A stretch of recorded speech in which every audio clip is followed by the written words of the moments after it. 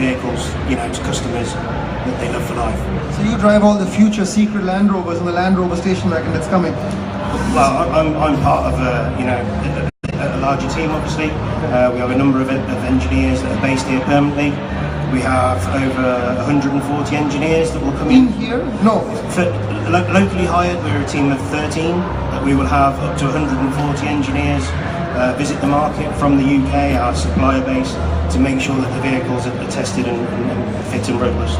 Okay, that's a really good solid answer from John Winchester. Right, the two of you, why are you here? Dan, what does your job to be? Regional Quality Manager. Okay, so basically we work on current vehicle reliability and durability. So my team goes around to all the dealers, finds all the issues the dealers are having with the vehicles and gets them fixed with engineering. And then we also run I like that. We also run our, it's called Capture Test Fleet, but basically 12 weeks before... CTF, is it Capture the Flag? Yeah, Capture the Flag, that's what we do, we shoot each other with people. Don't shoot the cars. No, so basically before any production vehicles are built for the Middle East, we run about anywhere between 10 to 20 vehicles here, 12 weeks before production, make sure all the bugs are fixed, make sure they're perfect for the Middle East. Yeah. And then another thing my team does is we work during vehicle development and making sure all the requirements for Middle East are met during vehicle development. So that's basically what we do.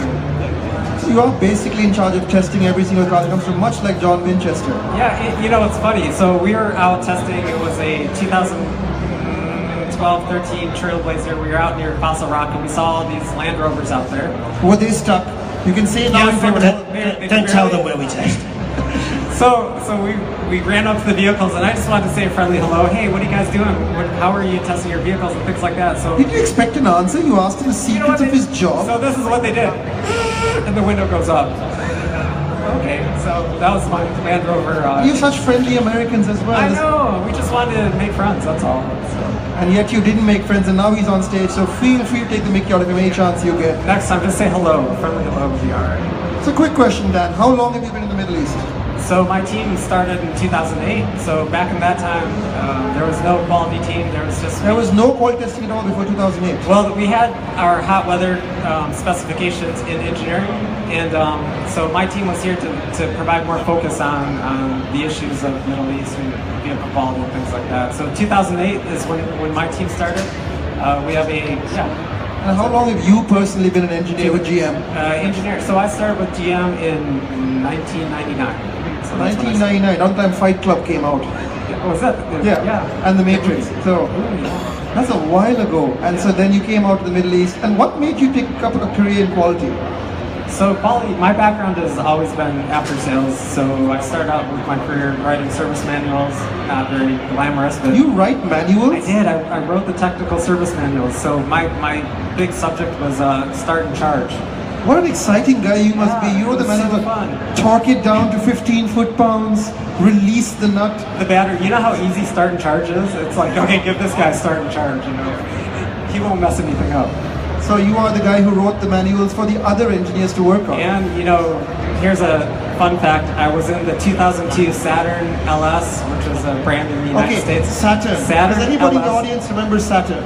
Does anybody remember Saturn? You got two guys. One of them was disqualified because he works in the industry. So, what was Saturn?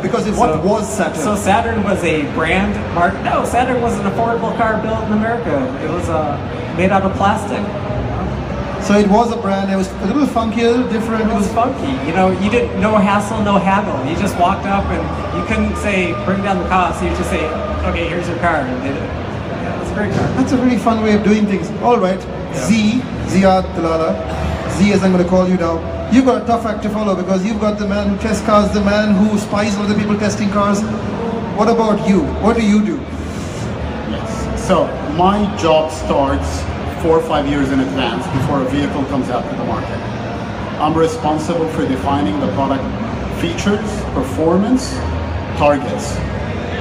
That starts early on, 4 years, and my team and I work over the 4 years up until the vehicle comes to market. And that includes all the testing and validation throughout that process. So you're basically the guy who starts years in advance and starts thinking about the cars. But it is still a kind of validation process though, isn't it? No, we call it voice of the customer. So we use a user experience approach. We want to find out how the regional customer uses the vehicle, what matters to them.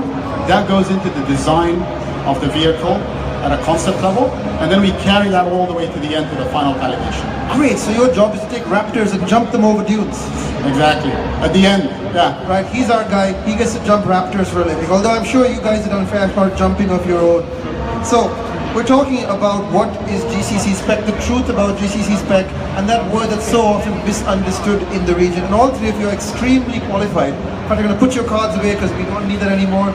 We know exactly what you do. So, the point of the panel is, what is GCC Spec? Which of you feels brave enough to define GCC Spec for an audience of people who don't know what that is? Ziad. It's an easy question. Delivering a product fit for the market. And by that I mean two things. What everybody expects, which is conditions and hot market and all of that. But the second part that most people miss is delivering a product that fits the needs of this region and not some other region. So it's very easy to get a car that jumps around and comes from the US or whatever and doesn't meet the region. John, you're itching to answer this question. I tend to agree. You know, mentioned about voice of the market. We do things very, very similar. We've created a book, a MENA Book of Knowledge. So what is it called? It's the Ladybird Book of Knowledge. What was it? Sorry. MENA Book of Knowledge. That is not an exciting. I was saying it's a really interesting read, believe me. But again, that's taking the voice of the market, the customers, making sure that we're actually delivering what the customers want. And similar, you know, that goes into our sort of advanced product creation team. So they're looking at that, reviewing that, to making sure that when we are developing vehicles and specing the vehicles, they are fit for the market. We also have different market classifications. So for the GCC market, that's classed as a hot region. So, you know, we're testing those vehicles to make sure that they're capable and robust up to 50 degrees C. And again, that's been. What happens at 51? Do Land Rovers explode after 51? No, it never gets to 51 in this region. It's region. We have to stop work if we get to 50. So it can't. Do you stop work? Do you take the day off? That's it. You call in 51. You know, we've seen 56, 57 degrees in the desert. You know, where we've been testing. You're cars. looking pretty well maintained for that 56 degree temperature. I generally send out the teams. For our Facebook audience, just remind them who is on the panel. We had a question. We had a question from our Facebook audience. We're on the panel for This is GCC Spec, the truth about it. I've got let's call it Z. Z from Ford, Daniel Oden from General Motors, and of course the legendary John Winchester from Supernatural. Sorry, I meant Jaguar Land Rover. It's a TV show. It's a TV show. You'll figure it out one day, your children will tell you. Do you have a different definition of GCC Spec, or do you agree with the panel? No, I agree. So my tagline, you know, Alan Beatty was just here and he's all about Who's Alan Beatty? Because these people haven't met him. They haven't had drinks with him. Some president of GM, so some big shot came into town. But he always has these great taglines, and basically what drives my team is made for the Middle East. That's anytime we go for any type of content change or anything that's going to drive costs in the vehicle, we always say, hey, we just want our vehicles made for the Middle East. And that kind of, it's a nice tone. They go, okay, I get it. You're trying to tune the car for the market. We get that. Yeah, but your cars obviously come from all the US and other parts of the world, etc. They are made for different markets. So how do you make the car for the Middle East? That is the question we're talking about today. But first, we define GCC Spec as made for this market, right? Z, why do people get so confused about this GCC Spec term? We've had this discussion before, but why do people get so alarmed at GCC Spec? Why do they think they're being conned or scammed? What are the reasons for that? That's a good question. Because you prepared the answer. No, that's a good question. I think there's a lot of incorrect information, knowledge that is widespread, and as a result you develop these sort of incorrect information, right? But typically when we say GCC Spec, most people correlate that in this region to hot climate. So it's hot, it's sandy, it's dusty, so the vehicle's been developed for those conditions. That used to be the case 10 years ago, but that has since changed significantly. It is not just about hot climate and sand. Not just about hot climate and sand. No, it is not. Because we are fast moving into a highly connected world, right? And in that connected world, right, with its unique infrastructure, you have to be able to adapt. to that region. You're really dancing around this, but make it really simple for people who are listening. What does that mean? You're talking about infrastructure and adapting. Okay, so I'm in this region. I am going to connect. Let me give you something simpler than that. Yes, because I'm not very bright, so talk to me as if I was 5 years something old. simpler than that. I'm in a region where the radio uses a specific frequency that is. That's something we can all understand. Yeah, that specific frequency that's different than the US. Okay? Now in the US I get something called digital radio or HD radio. In the Middle East, we don't get HD radio, we get a different frequency, different band. It's a European standard. That's about adapting the vehicle radio to work for this region. Very simple idea. And not just swapping the radio, is making sure that it can obviously keep out the dust and the sand, etc. John, Correct. why Now, do people... not to cut you off. A lot of people think, oh, I'll just take the software and flash a calibration or flash a software. It doesn't work. It doesn't work. Now, I can tell you most OEMs, you cannot just flash the software. You actually have to change the head unit. And why do you have to change the head unit? It sounds like you're just trying to find reasons for us to spend more money when we bring in our grey import cars. So why do you actually have to flash It goes back to the radio manufacturer. Yeah. Oh, so it's a different actual model unit then. Well, and I think you're going to see more of that because, for instance, North America Spec vehicle, right? It's a connected car, so it's got Wi-Fi going down the road, it's got OnStar, it's got all this telematics. So if you bring that car over here, there's no calibration to take away that content. So it looks simple. It looks like a radio. It looks like something that you can just reflash, but it's really Maybe not. some speedometer markings. It's what you can see, isn't it? But you don't see everything. You don't see the telematics behind it, and it's even engineering struggles with that because there's so many different type of calibrations. They're like, okay, this is an OnStar vehicle, but it only has this portion. It just gets really complex. Hang on a minute. Calibrations. What's calibrations for people who don't know what you're talking about? Software, I would say. So versions of Noughts and ones. Yeah, ones and Lots of zeros. ones. Lots of them. How many calibrations do you go through in a typical testing cycle, John? Blimey, lots. Come on, put a number on it. You can. We will generally, when we're developing in cars, we'll generally have a software drop every week. Every week for how many weeks? Well, from M1 build. So once we're starting to have physical build cars, the software is being developed daily. So most weeks we will have a new software drop, and that's the benefit now of connected world. Things can happen a lot quicker. So potentially we can reduce our development time. So you've been in this game a long time, and obviously now you have software calibrations that make it really easy to update cars on the fly. You're talking about prototype cars. But what was it like in the old days when there was no software? Yeah, you worked on tire vibration. That was tire vibration? That's all you did is tire vibration and alignment. Now we're working on. Send a fax. You'd send a fax. Did you ever get to the time when you sent a telex? No, I don't. Do I look that old? You sent a fax. So what did the fax say? The car is not working. What do I do next? Send help. That's bad if you're in the desert. Z, you've been in this game a long time as well. What was it like in the old days? In the old days, you obviously had less software. It was more of a hardware industry. Yeah. It was about changing parts, Yeah. which took a lot longer. Now things are a lot quicker, but it's a lot more complicated. The vehicle in itself is a lot more complicated than it used to be. There's a lot more variables now. So it's more of a software game, isn't it? In the old days, you would swap out the malfunctioning hardware, but now it's just a question of updating the software. Yeah, I mean, if you take a vehicle, and we call it a module, in layman term we call it a computer, the vehicle's got, some vehicles have over 10 computers or modules controlling different parts of the vehicle. So each one has its own ECU, its own memory, motherboard, etc. Yeah, you've got one for the engine, one for the transmission, one for the suspension. How do they communicate? Is it by some sort of network or hand waving? Different manufacturers do it differently. Some of them all integrate the communication in the end. Some do it separately.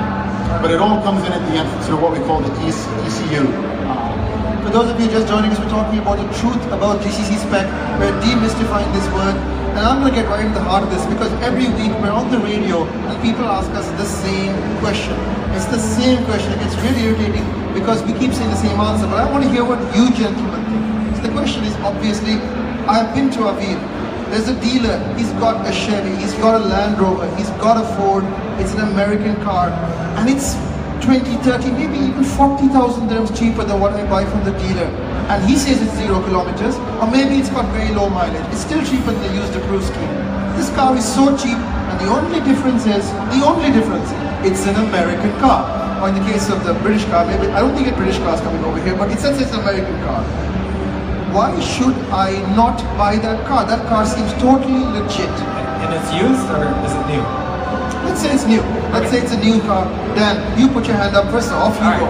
So, I thought we were talking used cars, and I was going to give some good information because Auto Data was over there, and I struck up on the conversation, and he just did a random survey, and he pulled 100 VINs off a DIMS, and they have this new car checker, and out of those 100 VINs, 50 of those VINs were salvage vehicles. So what's a salvage vehicle? Salvage vehicle, it was either wrecked or totaled in the US. They somehow got a hold of the VIN, they refurbished the car, and they sold it over the Middle East. I always thought that was some fabrication or some myth of the Middle East. So let's say it's a used car. Let's say it's a used car. Alright, so the used car, it could be salvage. But then, now let's go to new. Sorry to switch it up. Well, let's finish that off because you diverted me completely. So a new car, so we have specific content for our new vehicles. To put it in layman's term, let's talk about a model year 18 Terrain, GMC Terrain. Just validated it as a great car. Because you wouldn't remember Ford Mustang as you talked I don't know Ford Mustangs, yeah, I can't talk about Ford, but for that car, some of the content changes that we had to do to make it made for the Middle East were it has a high wattage engine cooling fan, so instead of the US version of the fan, it's got a Middle East specific cooling system, and that basically it allows the vehicle to perform a lot better than the Middle East. So you do see different content changes for Middle East vehicles. But again, you've just gone for the most obvious answer, which is cooling. Give me something more deeper than that. More than cooling. Okay, so you have... I can give you many. All right, see, the baton has been passed to you. It depends on the source that the vehicle is coming from.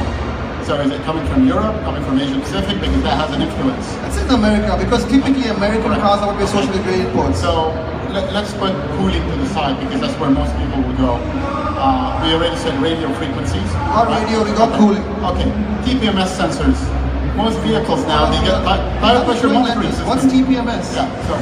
So in most of the tires now, you get tire pressure monitoring systems. So when the tire pressure goes down, you get an indicator that says the tire pressure is low. In the US, they use a different frequency than in the Middle East.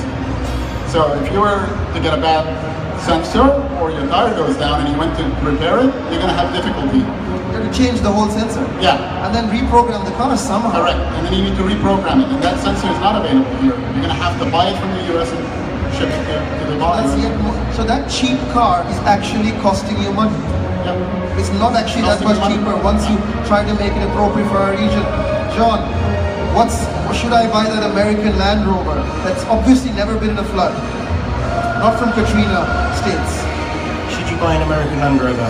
Well, we would never ever recommend that you do that. Obviously, as already been said, there are significant differences. We mentioned about the cooling being the obvious one, but for me that's the most important one. We don't want people's air conditioning systems malfunctioning, not performing as they should do. So we at JLR we'll add additional electric pusher fans, for instance, things like that. So for me, no, you should always buy the GCC Spec cars for this region. They've been tested, developed, and they're fit for purpose. And people spend a lot of money on cars, so why not pay that little bit extra to make sure that the car's going to be fit for you and fit for the market. People don't want to pay the little extra. That's the point. When in tough times, nobody really wants to pay that big extra, do they? I should confess at this point that I actually have gone out and with John, we just into the desert. We were testing the Land Rover Evoque, wasn't it? It was, yeah, a few years back. And what were we testing there? Well, it was a new product launch. So the vehicle that you were actually in was a prototype car. A very late prototype, if you like. So it looked almost finished. I should point out this car looked almost finished. Yeah. So it was. I think it was a TT build, which we call tool trial. Audi TT? Was it an Audi TT? No. Sorry? Was it an Audi TT? No. It wasn't an Audi TT. TT build, tool tryout. So the vehicle would have been built then.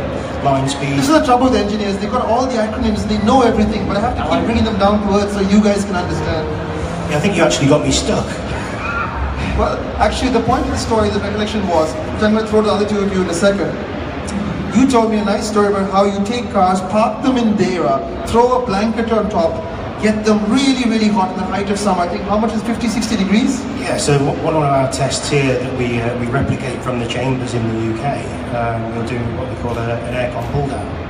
So we'll sit the car. That's somebody takes the sweater off and then in the car now? Yeah, something like that. so excuse me. So yeah, we'll park the car up, let it soak in 50 degrees of heat, so the head How long? temperature for about 1.5 hours. 1.5 hours. So then the head temperature's up to around 55, 60 degrees in the cabin, and then we drive straight into the souk areas. So again, very, very high ambient, very, very slow moving traffic, so there's no airflow going over the engine and the cooling system. And that's one of our sort of sign-off tests to make sure that the systems function properly. How long does that AC have to cool down the car? What's the temperature it has to reach?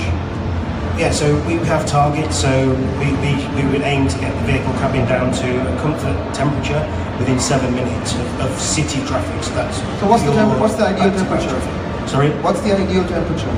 In the cabin temperature? Yeah. Well, 21 auto. That's where we sort of have our optimum settings. Yeah. So one thing that you do notice here when you get into cars, that the AC is on max cold, and it's like, why? We spend millions of pounds as a company calibrating the systems in auto settings. Yeah. So you set the T-set 21, hit the auto button, and it looks after the temperature perfectly. Or let's say one example from each of you is the tests that you do to make your cars. The extreme testing. So I think ours is Jebel Hafi. We like to take our, especially performance cars, it's always good to get out of the office. And so we take them up Jebel Hafi. It used to be, okay, do one slow, do one medium, and do one enthusiastic, as we call it. And we got in so much trouble because they were like, your enthusiastic is so above the speed limit, you guys can't keep doing this. But we'd always complain. And you are a trained GM test driver as well? I am not. I'm a quality engineer. So you are completely untrained and you're slinging these cars up the mountain? Within limits, right? Safety first. But it is enthusiastic because you're going above and beyond what the customer would do. Correct. And so we would always say, look, the engine cooling temp went to here, can you improve it, and things like that. And they got so tired of us complaining, we now have a Jebel Hafi specific engine cooling performance specification. Did you write it? You look like you're really excited. I know. No, but it took about 2 years to get that in, and it was really nice to say. So now when we see our Middle East requirements, it says Jebel Hafi. So what is the Jebel Hafi test as penned by Daniel Roden? It's Jebel Hafi. So we simulated Jebel Hafi in our virtual testing, and so now in early vehicle development, our vehicles are going up Jebel Hafi on computers. Virtually. But you don't do it anymore in person? Yeah, we still do that. Once in a while? Yeah, for once in a while. And I would say how fast, but how fast will a car overheat if driven enthusiastic? I don't know. So I don't think You've never overheated a car in the month? If it's a, you don't have to say which car it was. I can't say. If it's a family sedan, we can usually get it. You kind of exceed the thermal limits of that car. If you drive it really hard, I think we can pretty much get it. But it's so much more than what a customer would do, right? I know, but it's so fun. You're a bad boy, I think that's what. All right, see, what's your test? Same thing as the panel. We've got test cycles, and it depends on the vehicle line. But I think everybody will want to know about Raptor, right? So I didn't mention Raptor, but okay, let's go. So Raptor obviously gets a specific test cycle, and it's two types of test cycles. It's for performance and for endurance. Another word you could use is durability, right? The ability to run that vehicle in the sand and durably make sure you've got no issues, right? So we go out with customers, we monitor them, we see what they do, and we replicate it. So what do customers do? Because I know a lot of manufacturers have been surprised by the kind of abuse customers put these cars through. Right? You're right, there's a lot of customers that abuse, but I'll turn the question around and ask you, Imtishan. What did you do with the Raptor when you got it? I think I drove it really fast and went into a hole that was slightly too small for it. And I didn't expect the Raptor to be that big and the hole to be that small. But the car still drove out and I drove it home. Correct. So we're looking for people like you. We're looking for speeds, we're looking for angles, we're looking for soaks. what we call idle soaks. So we just keep the vehicle idling. And one of a really tough test is to drive very hard in the desert and then shut the engine off. No cooling. It's like dropping a block of ice on it. Yeah, it's a very tough test because you're not allowing any of the heat to be released. So what happens? You Everybody wants to talk. What did you talk? What did you overheat your boil. So it's like running on a treadmill in the air conditioning and then stepping outside and trying to cool off when it's in the middle of July. Whenever I do that, I just fall down on the ground and I stay there for about 20-30 minutes. John? Yeah, so it's, again, similar. I mean, it's interesting though that you're saying that different model lines have different requirements or test requirements. For Jaguar Land Rover, whatever the vehicle is, it will do exactly the same testing, test cycles. The duration on the cycle may differ, but you know, you can have a Discovery Sport will go through exactly the same test schedule as a Range Rover. So whether that's, you know, where we're slightly different. What changes is a passenger car is different than a sand driving car. So that's what I mean. Sand driving vehicles get off-road. A Focus wouldn't do that, obviously. And then a Mustang, you've got more about track performance, so it gets a different cycle. Do you rent tracks and go off-road, or do you have specific roads that you like? You don't have to tell them which ones they are, but We have. I mean, we also offer a police interceptor, police car. You probably see them in Abu Dhabi, right? For those, we did rent the Yas Marina circuit. and then you had a bit of fun, and then did some testing at the end of the day. Testing, yeah. It costs You've $10,000. got the air quotes testing face on. Yeah, it's testing, right? Yeah. So Dubai Autodrome costs about $10,000 to rent out for the day, and I highly recommend it if you can do it, because it's really good. We're all millionaires in the crowd. We're all here. We all have rent $10,000 tracks. Get the company. You're getting good rates. He just told everybody how much it costs. He's just told everybody in the Dubai International Motor Show how much the Autodrome costs. That's the preferential GM rate. So well said. Somebody really does need to build a development proving ground. I'm sure it'll be one of That's those actually things. a very good point. If it was to be built, people would come. You know, we live in this fantastic city area. It's Fantastically it's hot. our own you know, climatic chamber to some extent. But we do have our limitations of what we can actually do with our test work. You know, we need to make sure that we're complying with the rules of the road, and you know, if there was to be some form of proving ground where we can exploit the capabilities of our cars, then you know, that would be a massive tick in the box for this region. Well, on that note, there are places that people go to test at the Archplog in Finland or somewhere up north. It's all very cold.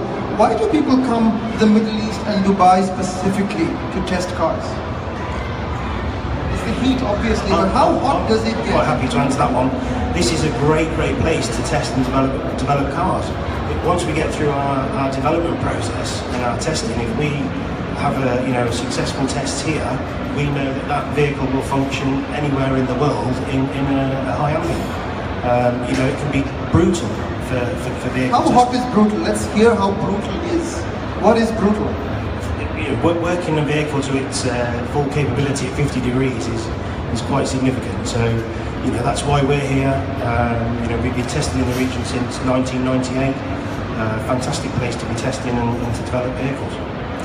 At that point, Dan actually have gone out with you to Liva all the way and back, which is your typical route. You go out there so often.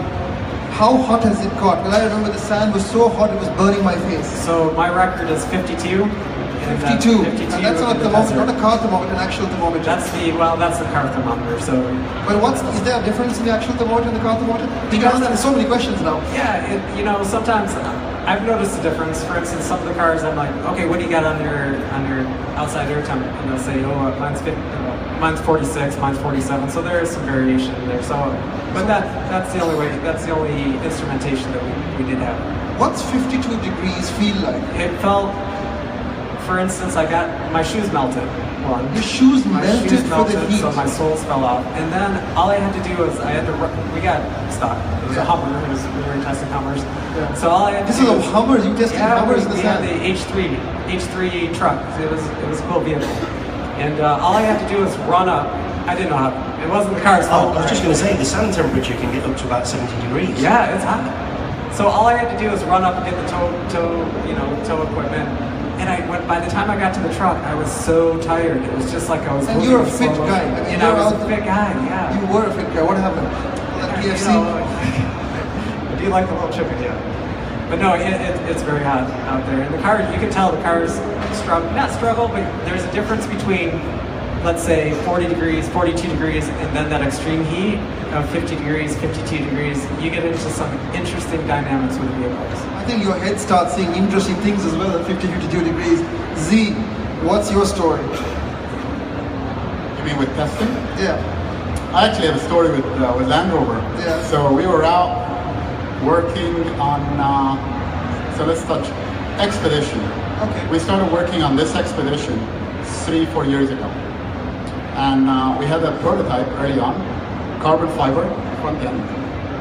And we were at Santa. Carbon fiber front end. Carbon fiber front end, yeah. And I don't see that in fiberglass. Yeah. Oh, fiberglass. Carbon fiber, the most expensive Expedition in the world. Fiberglass front end.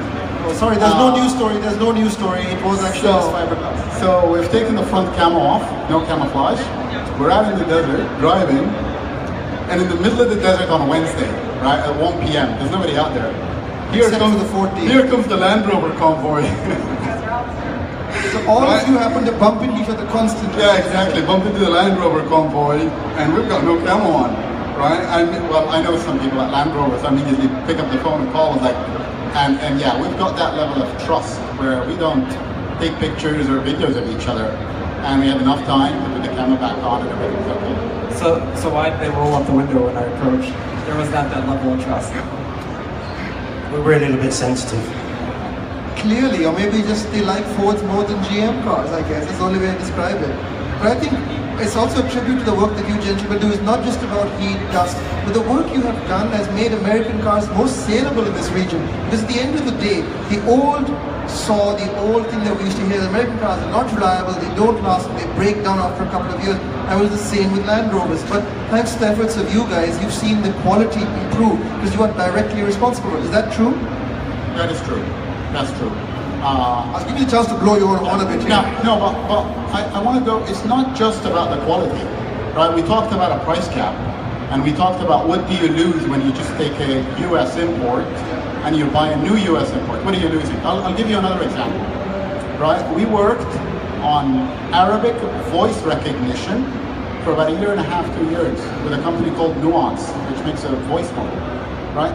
That's so when you get into your car, you can speak to it in Arabic and it recognizes you.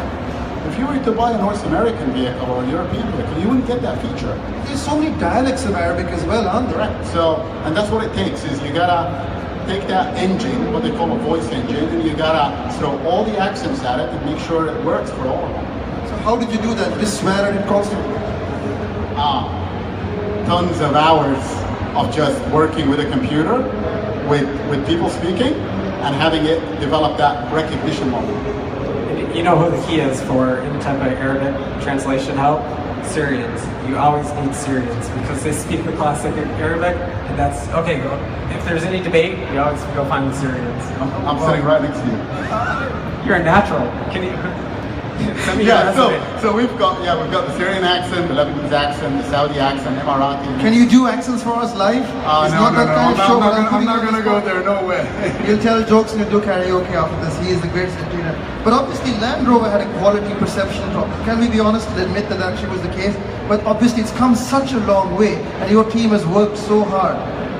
Absolutely, and again, I'll go back to listening to the customers, voice of the market, having robust requirements. What did the customers tell you when we talk about GCC Spec? Well, for instance, the way that we've developed our vehicles for stand performance, we listen to the market, listen to our partners. So does it bounce off the rail a bit? This was, I guess, back in 2005. They were saying, look, the vehicle needs to be capable of X, Y, and Z. So we had a team come over to understand what those requirements were. We were to some extent guessing, back in Warwickshire, how vehicles would be driven in the So you didn't do any sand testing at all? You didn't do any testing back in the day, obviously? Of course, but it was a lot less than what we're doing now. Absolutely. So what was the sand test like back in the day? Because now it's all in the past, right? Well, back in the day for us, where we are now, we would overheat cars getting to the test location. Now, really? Now we have, robust targets, robust requirements, and massively capable cars. So the cars are overbuilt, the quality is improved, the components are improved, etc. So we've been in this panel, we're talking about GCC Spec, we've been talking about what makes a GCC car, and I think the consensus of the panel is anything that makes the car suitable for this market. And obviously we all agree that you shouldn't buy that grey import car. Is there a reason why you should buy that grey import car? I'm just turning the question around. Is there a reason why that grey import car makes sense? No. So, no, Straight don't no, think so. right? Straight well, no. Here's why. So, the Middle East vehicle for General Motors means you have a process behind it. So you have our in-country verification, we have the hot weather testing, the validation, you have the warranty, you have the dealer who's used to working on the vehicle. So you have these processes that make a lot of sense to get your car fixed properly, fast, efficiently. And so when you bring this weird vehicle, I'll call it a non-GCC spec vehicle, there's all this content that the dealer, they can fix it. I'm not short selling our dealers, they're good. But they don't know if the vehicle's overheating because it's a content difference or if it's just, or it has a technical problem. So they could get, it's just, there's a lot of confusion out. It can cause confusion. That's why we're having this panel. I think the biggest source of confusion is when things go right. Because at the end of the day, you will always have that story of that same guy who went and bought a grey import car. He didn't listen to us. He went and bought a car. He's coming back after 2 years and he's like, listen guys, the car didn't explode. I didn't have a single problem. These guys are full of something. They obviously are not telling the truth because I didn't have a problem with my American spec grey import car. So what do you say to that guy? Not you specifically, anybody can answer that. But no, so like was a truck or car. So trucks, here's the nice thing about trucks is you get, because they tow so much in America, you always have a lot of payload. It's a hard duty cycle in America. So you get some benefit from that here in the region. So you have heavy duty cooling and things like that just naturally because of towing.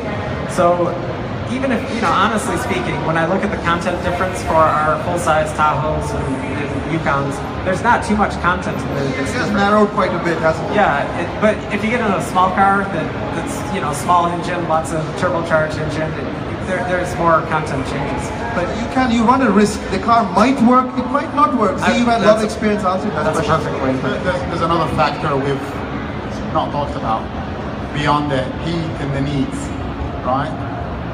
The gasoline's different, the diesel's different, right? And it's different. So, and it differs between the countries in the Gulf Coast. So some countries have better fuel, let's call it fuel, than others. Some countries have very high metallic additives, some have high sulfur. And the engines nowadays developed for Europe and North America are not meant to operate with those gasoline fuel quality standards. So you run the risk of having, could be engine failures. Yeah. All right. So we're just wrapping up here.